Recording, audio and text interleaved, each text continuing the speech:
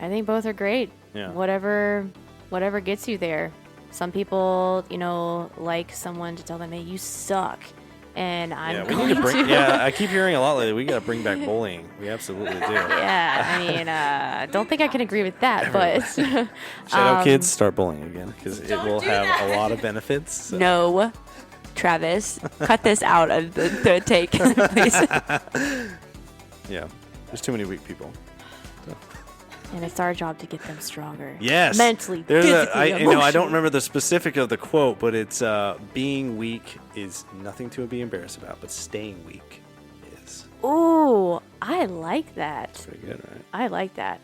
Can I get a spot? Hey, man, can I get a spot? Can I get a spot? Can I get a spot? Can I get a spot? Can I get a spot? All right, well, let's go right into it. I have someone here that I have wanted to have on the show since day. Let's see, what's the day? Today's April. We're in May.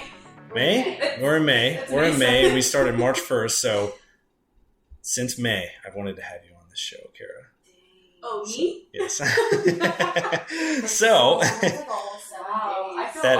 it is a lot of days. So I finally got you on here, and I'm glad you're here. I wanted to pick your brain about some stuff, and kind of talk to you a little bit. So I'm Travis T, and I'm with Jessica Lee. Not Amanda B. Not today. Yeah, Jessica Lee is subbing in. Subbing in. Yeah, she is subbing in today. So Amanda is on vacation at a wedding. So hello, Amanda.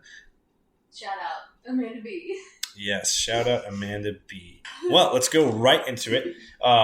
Something I wanted to talk about for today is something that we briefly hit on a couple different times in our show is motivation versus dedication. So we're going to pick it apart a little bit. I want to get some, theories on which one's harder from y'all. How do you keep it up? How do you keep motivation up? How do you keep the dedication up? How do you start things? So, Kara, since you're our guest today, how about you just give me, in your words, what motivation is and what dedication is? I feel like motivation is more so like a desire to do something. So I feel like a lot of that is like a temporary. So motivation is more temporary. I feel like dedication is more based on discipline. So like more of a consistency in something. I think those are two of like how I view motivation and dedication, how different those are. So motivation can come and go. Dedication is more consistent and steady. Mm-hmm. I think that most people they end up having a hard time with motivation or feeling like there's a lack thereof, which I think is kind of normal because, again, it's an ebb and flow, but dedication is something that you're building up over time. Okay. So, you work with a lot of kids at D1, right?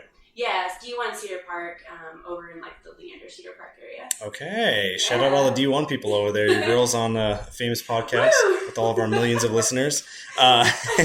So with you working with the kiddos, do you find that the motivation is a hard spot to be in with kids? Like getting them started, getting them, the initial push in there? I would say from my experience, so I work with scholastics, so the kids, but I also work with adults. I feel like I see that more with adults than I actually do with kids. Okay. And I think a lot of it has to do with it's super new for kiddos. So a lot of them are coming in either being athletes, so they have already a background of that, or they're just kids that are coming in and wanting an activity to do. So a lot of them do come in with kind of a excitement for what they're doing versus adults have kind of gone through being influenced by a lot of different things obviously up until that point, and so a lot of their motivation is lacking versus kids, if that makes sense. But I would say I still do see a little bit of that regardless, because sometimes parents, and shout out to parents, sometimes parents, Hey, Mom, happy Mother's Day. Yeah, happy Mother's Day. Some of them are forced to do those things. There's actually a lot of kids who are basically brought there by their parents.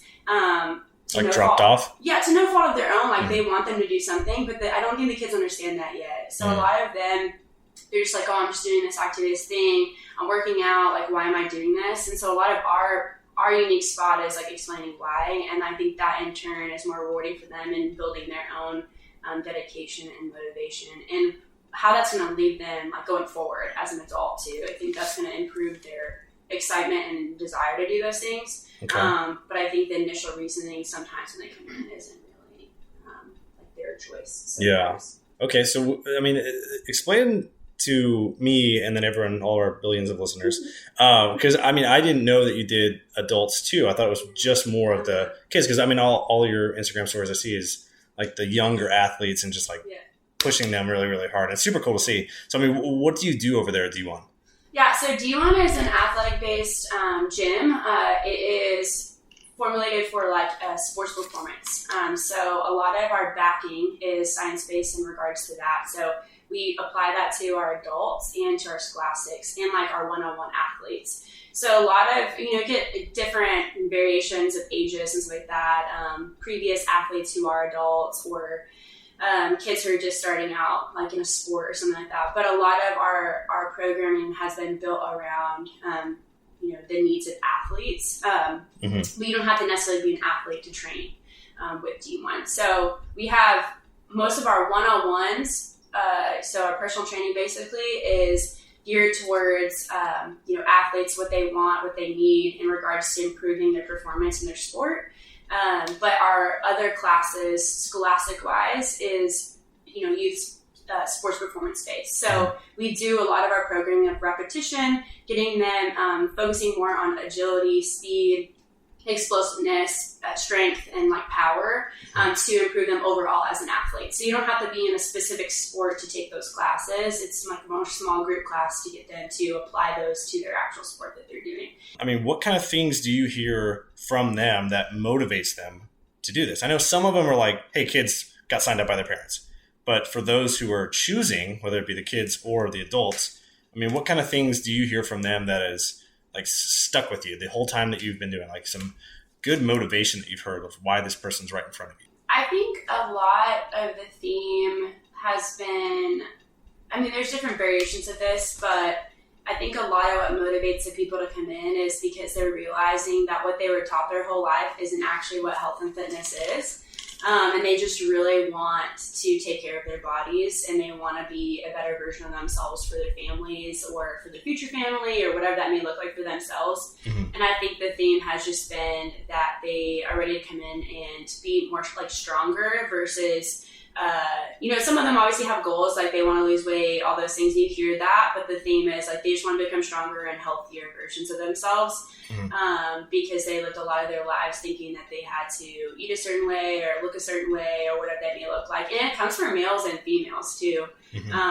But they very much want to just come in and really feel themselves and actually take care of themselves when they come in to those classes. And it's like the small wins over that long period of time. Like it's the small things that come up. We're actually doing a 8-week summer shred, which is focused on losing body fat, but a lot of the changes I've seen has been mentality and like them really genuinely falling more in love with like taking care of themselves and their bodies and seeing like the small progress is like just their nutrition or whatever that may look like, but they can actually apply. So a lot of it is like they just wanted to build better habits. And I think this challenge has done more than just like, oh, you've lost body fat and gained muscle, but like a lot of their mentality around what they want to apply that to going forward is why they showed up in the first place. Okay. So I think a lot of it goes deeper than what they initially thought coming in. So, speaking of like motivation, for both of y'all, what was the motivating factor for both of y'all to get into fitness and your workouts itself? What? Yeah, motivating factor for me to get into fitness, it's just, kind of like I said on episode 2. Can I get a spot? Check it out. Spotify, iHeartRadio, Apple Music, something else. I can't remember the other ones.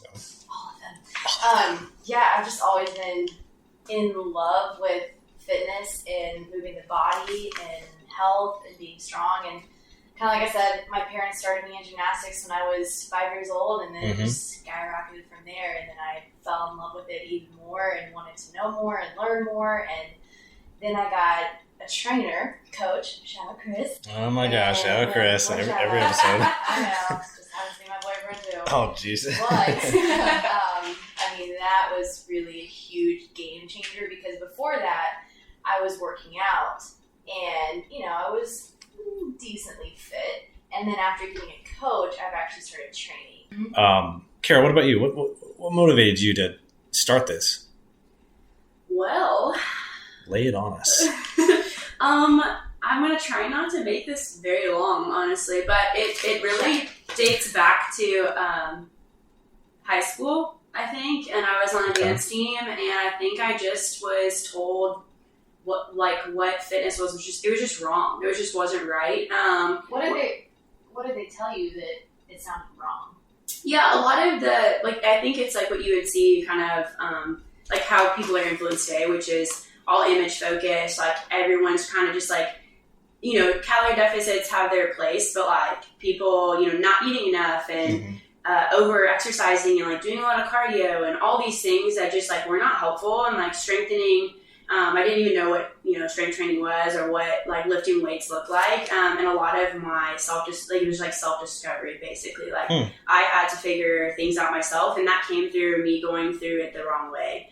I mean, Jessica could attest that like I went through a season of life where like I was really small and like not like I'm small and I have muscle and all those things, but like small in the sense of I was definitely excessively like exercising, not eating enough, and small in the sense that she was snacking on raw zucchini. Raw zucchini? Okay, oh, jeez. Yikes. Look, it is good though by itself. Okay. That's besides the point. That's besides the point, yes. But I was just overly, like I was doing a lot of cardio. And I think like, everyone has their niche. And at the time mine was running. But I just didn't really know how to fuel myself properly. And that transition from high school into like discovering that like, oh wow, like I'm overdoing it. I'm overtraining. Like my body hurts. But again, I didn't really I learned, but not enough, if that makes sense. And then I transitioned into CrossFit, and I was just like overdoing it a lot. I couldn't figure out why I was like not making any gains or seeing any progress. Now I did see some, but it wasn't the progress I was looking for. And I just felt terrible, honestly, all the time. Okay. I felt terrible. My body was just not great. And I think my motivation came from like my learning process, hands-on, like seeing that people miscommunicated what real health and fitness looked like. And I know everyone goes through their own, journey, and like it looks different for everybody, and their niche is very different, and how they take care of their bodies looks very different too. But I just didn't get a chance to like be informed about what that was supposed to look like. And I'm very passionate now about like explaining to people like sustainable eating is good. Like you need to eat more, like you need to eat enough. And I think that is what motivates me, is like the nutrition behind it. Because, we all go through seasons. Like I sometimes still go through seasons where it's really hard. It's hard to be consistent with that. But I think I've seen the negative effects that has not only on your body, but mentality. And that turns very image focused, and you feel like you're never enough or never doing enough. Like in a sense of like fitness wise, like you're just always striving. And I kind of was sick of it. Like I was sick of striving for like me to look, a certain way. And I think that drove me to be more motivated to explain to, especially women, like men had experienced this, but like a lot of the women I see are experiencing that even at the age of 35, like, or 40 or whatever that may look like. And I see a lot of them just like not enjoying life. And I'm like, you need to like take care of yourself. Like I'm very passionate about, like honoring your body and glorifying God through that. And, everyone has their own, thoughts about that, and that's fine. But that's my perspective, is like, that's what motivates me, is explaining to people, you can honor your body and like take care of yourself. And it doesn't have to look the way that other people are telling you. Like, I think people should find what they enjoy. And like, I love getting to like explain that to people. And it motivates me to see like that connection where people actually start enjoying what they're doing. And actually taking care of, their bodies and not depriving themselves of the joy of like living, honestly. So I think a lot of it is my own, experience. Like I was just in a really rough place with fitness, and I would say like now I'm like the healthiest I've ever been. And it's because I don't over exercise. I take care of myself. I am eating a lot more lately. And so like, it's a rough time, and I know people go through different things, but I think that's the motivating factor in my fitness journey, but also sharing that with other people. That's awesome. I mean, because I kept hearing you say a couple different times that